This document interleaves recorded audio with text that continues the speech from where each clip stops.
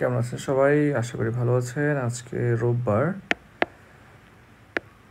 16 আষাঢ়, 23 জিলহজ, 30 জুন। একটু বলে রাখি, আপনারা জানেন আমাদের ইন্টারন্যাশনাল অ্যাফেয়ার্স ডেডিকেটেড একটা ইউটিউব চ্যানেল খোলা হয়েছে। সেখানে হচ্ছে আমাদের জবের জন্য job prelim, job written, mostly BCS focused, আর হচ্ছে জেনারেল ইন্টারন্যাশনাল অ্যাফেয়ার্স নিয়ে আলোচনা করা হবে যাতে আমাদের বেসিক ডেভেলপ হয়। আপনারা চ্যানেলটা সাবস্ক্রাইব করবেন। এটার লিঙ্কটা হচ্ছে আমাদের এই ভিডিওর ডেসক্রিপশানে পেয়ে যাবেন। আপনারা দেখেন, ধনীদের ছাড়, কালো টাকা সাদা করার সুযোগ রইল। অর্থ বিল পাশ করা হয়েছে। কিছু সংশোধনী আনার পাশাপাশি নতুন কিছু প্রস্তাব এনে গতকাল জাতীয় সংসদে 2024 অর্থ বিল পাশ করা হয়েছে। দেখেন, করমুক্ত আয়কর সীমার বাড়ে নাই। সর্বোচ্চ সুদ হার 30% থেকে কমে আবার 25-এ ড্রপ করা হয়েছে। এটা কিন্তু বড়লোকদের জন্যই সুবিধা হয়েছে। 15% কর দিয়ে কালো টাকা সাদা করা যাবে। 15%-এর বেশি কর দিলে কর নথি নিরীক্ষা হবে না, অর্থাৎ কোনো অডিট হবে না। দেখেন, দুর্নীতির বিরুদ্ধে অভিযান শুরু করেছে বলে জানিয়েছেন প্রধানমন্ত্রী শেখ হাসিনা। কোনো অনুমতি ছিল না, ভাঙা হলো পুরো সাদিক অ্যাগ্রো। এইগুলো হচ্ছে আজে বাজে কথাবার্তা। যে অনুমতি ছাড়া একটা মানুষ এতদিন বিজনেস কীভাবে করতেছে, এখানে প্রতিষ্ঠান কীভাবে যাচ্ছে, মানে চলতেছে কীভাবে? আপনি প্রতিদিন যখন একটা আগুন লাগে তখন বলে হচ্ছে এখানে কোনো অনুমোদন ছিল না, যখন এইটা হয় তখন বলে ওইটা ছিল না। হওয়ার আগে কি করে, মানে এই ঝামেলাগুলো হওয়ার আগে কেন স্টেপ নেওয়া যায় না? এই হচ্ছে অবস্থা। যার দায়িত্ব কেউ পালন করে না। যাই হোক, দেখেন, ট্রাম্পের সঙ্গে বিতর্কের পর বাইডেন বিকল্প নিয়ে আলোচনা জিলস্টার ছিল। আপনারা জানেন সিএনএনে যে প্রেসিডেন্সিয়াল ডিবেট হয়েছে, এখানে ট্রাম্প হচ্ছে মোটামুটি নাস্তানাবুদ করে দেয় জো বাইডেনকে। জো বাইডেনের যে ফিজিক্যাল স্ট্যাটাস, ওনার পক্ষে আসলে আর 4 বছর আবার প্রেসিডেন্ট থাকা পসিবল না। সো গুরুত্বই না করে ওনার উচিত হচ্ছে চলে যাওয়া, মানে ছেড়ে দেওয়া। কারণ ইউএসএ যদি এরকম একটা ডাম্প প্রেসিডেন্ট পায়, সেক্ষেত্রে হচ্ছে আপনার এটা বিশ্বের জন্য ক্ষতিকর। যাক, এই পেজে তেমন কিছু নাই। আসি দেখি আমরা 2 নম্বর পেজে। এখানে কিছু নাই। 3 নম্বর পেজে দেখি আমরা 8 লাখের বেশি শিক্ষার্থী 1 বছরে কমেছে। প্রথমত শিক্ষার্থীদের একটা অংশ মাদ্রাসা শিক্ষার দিকে ঝুঁকেছে, আরেকটা অংশ ইংরেজি মাধ্যমের। এছাড়া কিছুটা অর্থনৈতিক চাপে কিছু শিক্ষার্থী শ্রমে নিয়োজিত হয়েছে।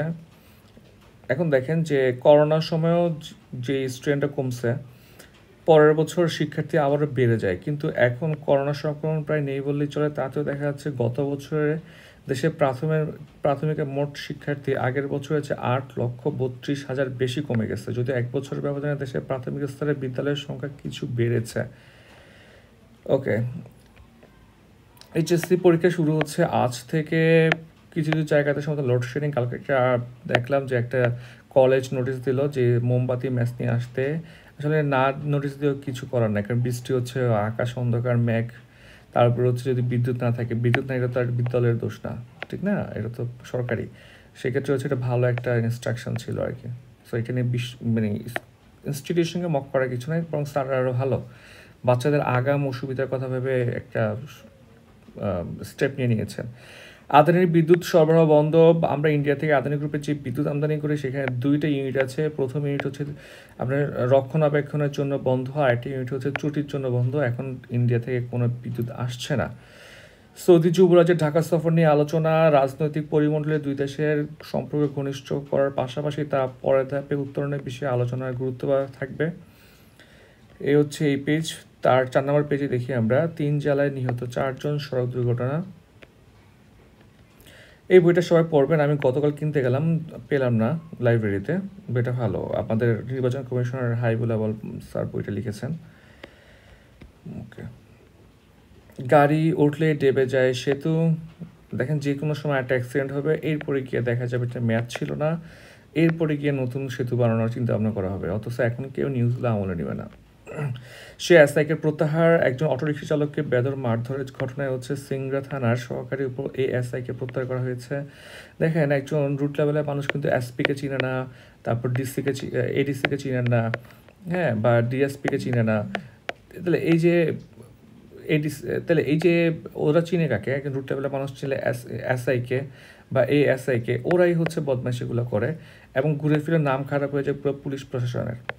এখন অনেক ভালো মানুষ আছে, কিছু রুট লেভেলের কর্মকর্তার জন্য হচ্ছে মানুষ পুলিশের প্রতি বিরূপ ধারণা রাখে। এই মানুষগুলো এই বদমাইশ অফিসারগুলোকে অবশ্যই পানিশ করা লাগবে, যাতে পুলিশ প্রশাসন নিয়ে মানুষের মধ্যে একটা সম্মান কাজ করে, একটা রেসপেক্ট কাজ করে।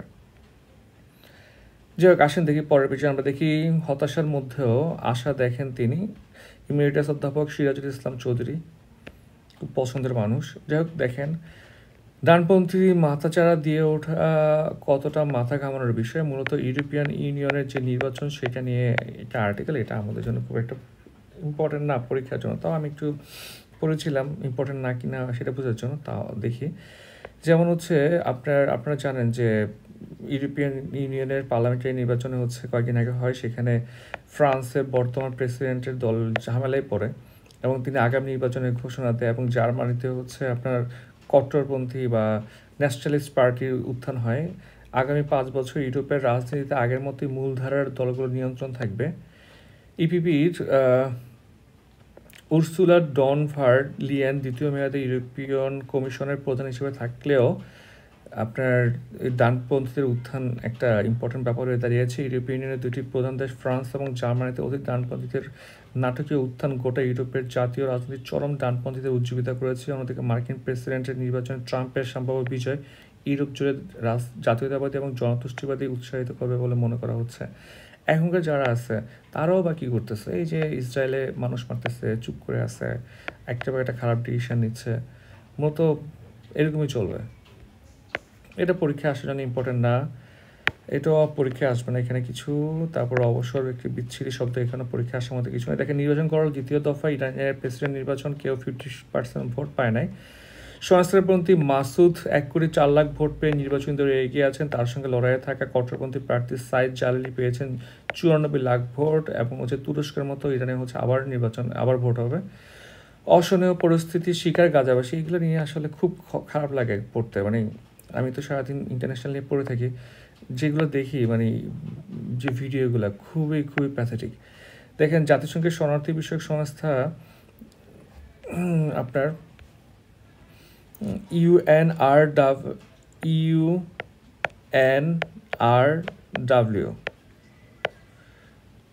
কর্মকর্তা বলেন গাজাবাসী খুবই শোচনীয় অবস্থায় জীবনযাপন করছে। দেখেন যে পরিস্থিতির মধ্যে হচ্ছে ফিলিস্তিনি গাজার বাসিন্দারা বোমার আঘাতে বিধ্বস্ত ভবন, শরণার্থীদের বসবাস করতে হচ্ছে তাদের। গাজাবাসীর এখন অবস্থা খুবই শোচনীয় জীবনযাপন করছে। যুদ্ধবিধ্বস্ত উপত্যকাটি এখন তুলে ধরেছেন জাতিসংঘের ফিলিস্তিন শরণার্থী বিষয়ক সংস্থা UNRWর কর্মকর্তা লুইস ওয়াটারিচ। সুইজারল্যান্ডের জেনেভায় অবস্থান করা সাংবাদিকদের এক ভিডিও বার্তায় তিনি এই কথা বলেন। ঝুলন্ত পার্লামেন্টের দিকে ফ্রান্স বাড়ছে অনিশ্চয়তা। দেখেন, অভিবাসন বিরোধী এবং ইউরোপিয়ান ইউনিয়নের সমালোচনাকারী নেতা মেরিন লে পেনের অতি ডানপন্থী ন্যাশনাল র্যালির প্রথমবারের মতো ক্ষমতায় আসতে পারে। মোদিকে আক্রমণ সোনিয়ার, মুখে সহমত কাজে সংঘাত। আসলে মোদি হচ্ছে এই যে ইন্ডিয়া বলতেছে হচ্ছে, কালকে একটা কমেন্ট আসছে আমার এই চ্যানেলে, নিউজ চ্যানেলে, যে ইন্ডিয়া হচ্ছে একটা ধর্মনিরপেক্ষ রাষ্ট্র। আসলে এটা কাগজে কলমে, এটা অবশ্যই আপনাকে মেনে নেওয়া লাগবে যে একটা হচ্ছে ডিফ্যাক্টো, একটা হচ্ছে ডিজোর হিসেবেও আছে ওরকমই, বাট ডিফ্যাক্টোটা হচ্ছে আমাদের জন্য ইম্পর্টেন্ট। ডিফ্যাক্টোটা হচ্ছে মোদির ইন্ডিয়া হচ্ছে একটা কট্টর হিন্দুবাদী অ্যান্টি ইসলামিস্ট কান্ট্রি। হ্যাঁ, যে ওনার যে রুলস রেগুলেশন, এই যে কয়েকদিন আগে একটা মসজিদ ভেঙে ফেলছে, মসজিদের জায়গায় মন্দির বানাচ্ছে, বা একটা পর একটা মুসলিম বিরোধী আপনার রুলস নিচ্ছে। এবং ইউএসএ যারাও কিনা মানে ইসলামিস্টদের যারা ইসলামিক আছে তাদেরকে ট্রাস্ট করে না, বাট ইউএসএ হচ্ছে মোদির অনেক ডিসিশনকে বলছে যে ওটা হচ্ছে রেসিস্ট অ্যান্টি ইসলামিস্ট ল। যে উনি হচ্ছে এই যে হারলো, এই হারার পরে হচ্ছে ওনার মধ্যে কোনো চেঞ্জ আসে নাই, এটাই বলা ট্রাই করছে সোনিয়া গান্ধী। প্রচারের সময় তিনি নিজেকে ঈশ্বরের সমতুল্য বলে জাহির করেছিলেন। তার কাছে এই নির্বাচন ব্যক্তিগত, রাজনৈতিক এবং নৈতিক পর্যায়ে। আসলে মোদির আচরণগত কোনো পরিবর্তন দৃশ্যমান নেই, উনি আগের মতোই আছে আর কি। এবং এটাই হচ্ছে ওনার এই যে ইগো, এই যে একটা মানে একটা ঘাটতারামি, এটাই হচ্ছে ওনার রাজনৈতিক ক্যারিয়ার ধ্বংস করবে। গতি পাচ্ছে বে টার্মিনাল, চট্টগ্রামে হচ্ছে আপনার বে টার্মিনাল নিয়োগ করা হচ্ছে। যে এটা হচ্ছে ইপিএচের পেছন, চট্টগ্রাম ইপিএচের পেছন সাগরপাড় থেকে শুরু করে বে টার্মিনাল প্রকল্পের সীমানা, যা গিয়ে শেষ হবে জহুর আহমেদ স্টেডিয়ামের অদূরে রাসমণিঘাটে। প্রকল্পটি 6.15 কিলোমিটার লম্বা। দেখেন, এটা হওয়ার ফলে কী হবে, দেখেন যে চট্টগ্রাম বন্দরে সীমাবদ্ধতা থাকায় বড় আকারের জাহাজ ছেড়িতে ভেড়ানো যায় না। এখন হচ্ছে সেগুলো গড়ে ১,৫০০ একক কন্টেইনার আনা করে প্রস্তাবিত বে টার্মিনাল দিনরাত ২৪ ঘন্টা ৪,০০০ একরের কন্টেইনারবাহী জাহাজ ভেড়ানো একক কন্টেইনারবাহী জাহাজ ভেড়ানো সম্ভব হবে। মানে হচ্ছে আমাদের ইফিসিয়েন্সি বেড়ে যাবে। সৌরভিত্তিক ৬ ব্যাংকের অবস্থা এখন আরও খারাপ। দেখেন এই কনসেপ্টটাই বৃষ্টি ছিল, সৌরভিত্তিক কনসেপ্টটাই। কেন বলি, যে ব্যাংকগুলো হচ্ছে সৌরভিত্তিক হয়েছে মূলত ওরা ফিলোসফির কারণে সৌরভিত্তিকে আসে নাই বা শুরু থেকে সরিয়াতে ছিল না। ওরা বিভিন্ন অর্থনৈতিক সুবিধা পাওয়ার জন্য নাম চেঞ্জ করে সরিয়া হয়ে গেছে। আমি একটা ব্যাংকে হচ্ছে আমাদের অ্যাকাউন্ট ছিল, গেলাম, ওরা ছিল রেগুলার ব্যাংকিং, ধুম করে দেখি নামের পাশে হচ্ছে সরিয়া লাগাই দিছে। ধুম করে হচ্ছে এইসব হচ্ছে আপনার ওই সব ব্যাংকগুলো যেহেতু লাভের জন্য আসছে ওদের অবস্থা খারাপই হবে। বিনোদনের পরীক্ষা আসার মতো কিছু নাই, খেলাধুলাতেও ব্যাংকে কিছু পরীক্ষা আসবে। এখন দেখেন যে শেষ পৃষ্ঠায় কোটা সংস্কারের দাবিতে কাল থেকে আবার আন্দোলন ভাই। 56% কোটা ইজ টু মাচ, এটা আসলে হয় না, মানে এটা আসলে কমন সেন্সেও আসে না যে 56% কোটা কেমনে থাকে বিসিএসে, মানে জেনারেলের চেয়ে কোটা বেশি। তাহলে তো জেনারেলদের জন্য আরেকটা কোটা সৃষ্টি করা লাগবে। এটা আসলে মানে সংস্কার করার প্রয়োজন। স্বামীর সঙ্গে ঘুরতে গিয়ে দলবদ্ধ ধর্ষণের শিকার নারী, কি ভয়াবহ ব্যাপার। দেখেন রাজধানীর খিলক্ষেতে এলাকায় স্বামীর সঙ্গে ঘুরতে গিয়ে এক নারী দলবদ্ধ ধর্ষণের শিকার হয়েছেন। ওনাকে ওয়ান স্টপ ক্রাইসিস সেন্টারে নেওয়া হয়েছে। কর্মবিরতি যাচ্ছেন বিশ্ববিদ্যালয়ের শিক্ষকরা, প্রত্যয় স্কিম প্রত্যাহারের দাবি। এই হচ্ছে আজকের প্রথম আলো। সন্ধ্যা বা রাতে আমাদের বণিক বার্তা আসবে। সবাইকে অসংখ্য ধন্যবাদ।